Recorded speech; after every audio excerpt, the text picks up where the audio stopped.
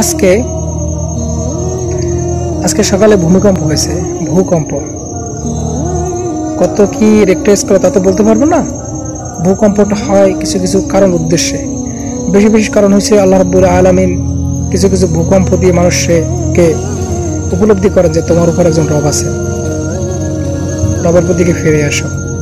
কিছু কিছু উদ্দেশ্য, কিছু কিছু আল্লাহ রাব্বুল আলামিন কিছু কিছু কারণ এভাবেই দেখায়।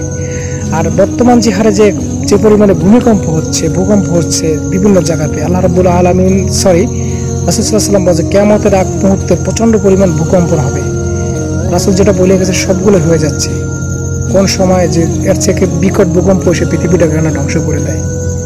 সুযোগ আছে, রবের কাছে এখনো তওবা করুন, রবের দিকে ফিরে আসুন। 24 ঘন্টা তার কাছে তওবার দরজা খোলা থাকে, 24টা ঘন্টা। আপনি যখন তওবা করবেন তখনই কবুল হবে। সুযোগ থাকতে আমরা এখনো তওবা করে নেই, রবের দিক আমরা তাকিয়ে থাকি সবসময়। আমরা হয়তো রবের দিক মুখ ফিরিয়ে নিই, কিন্তু রব কখনো আমাদের মুখ ফিরায় না। সে সব সময় আমাদের দিক তাকিয়ে থাকে, বান্দা কখন আমার কাছে ফিরে আসবে, কখন আমি যেটা বলবো সেটা করবে। সুতরাং রবের দিকে ফিরে আসা প্রত্যেকটা মানুষের কর্তব্য।